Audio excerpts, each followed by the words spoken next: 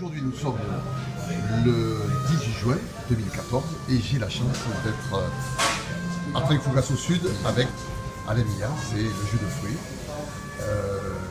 C'est un jus de fruits mais bien particulier, hein, puisque derrière il y a toute une histoire. C'est une histoire, Alain, qui a démarré de façon un peu bizarre. Tu n'étais pas prédestiné à faire du jus de fruits. Alors non, l'histoire a démarré, moi j'ai fait 15 ans de production fruitière, mais c'est seulement au bout de 15 ans en fait que, par manque de rentabilité on va dire sur la ferme fruitière, je me suis mis à transformer en fait 6 références, j'ai fait 6 jus de fruits et ces 6 jus de fruits je les ai fait tester à 60 sommeliers de relais et châteaux que j'ai pris au hasard dans le guide des relais et châteaux. Voilà, ça a démarré comme ça. Et ça a démarré aussi avec quelques très bons restaurateurs de ma région, donc autour de Lyon, des grandes familles que tout le monde connaît, et ensuite Paris, voilà. Donc ça a démarré assez bizarrement, on s'y attendait pas.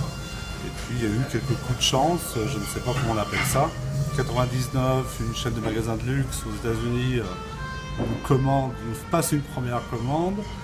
Et en fait, la valeur de cette commande correspondait à 70% de notre chiffre d'affaires. Donc c'était assez extraordinaire. Et je vous passe tous les détails techniques en fait assez particuliers sur le chargement des containers. Enfin voilà pour l'histoire. Et aujourd'hui, on est présent sur une quinzaine de pays, sur les grandes villes en Asie, que ce soit Singapour, Hong Kong, Tokyo. Alors une équipe resserrée. Malgré tout, puisque je crois qu'il y a 35 personnes dans l'entreprise, mais quand même donc une usine de fabrique donc, qui est à Toulouse, qui elle fait surtout de la confiture. Exactement. Ensuite, une nouvelle fabrique qui est à Valence. Qui est à Valence, qui vient d'ouvrir. Donc qui est toute moderne. Qui est toute moderne, mais surtout qui nous a permis de traiter plus rapidement le fruit et de lutter contre l'oxydation. Et pour nous, le temps et l'oxygène sont les deux ennemis du jus de fruits. Donc du coup, on est ravis parce qu'on peut augmenter nos qualités intrinsèques de produits et au bout du compte, proposer un produit encore plus performant en termes de texture, de granulométrie ou de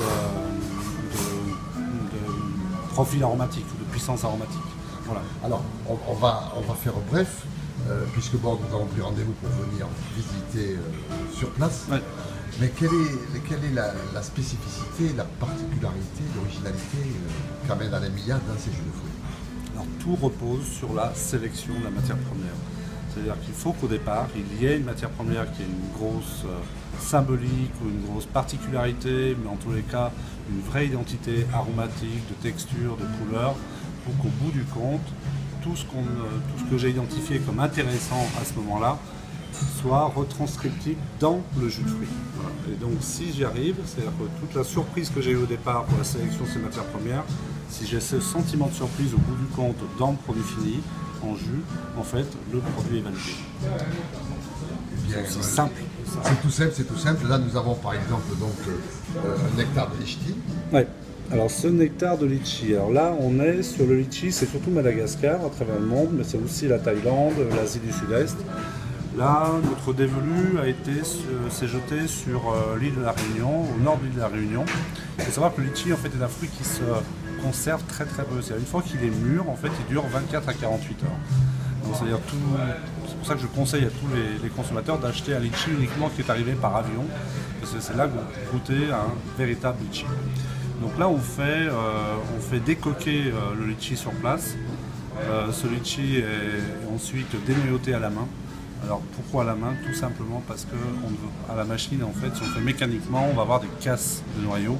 Et si on a des casses de noyaux, on va avoir des amertumes qui vont apparaître dans le nectar. Donc on fait faire ça manuellement.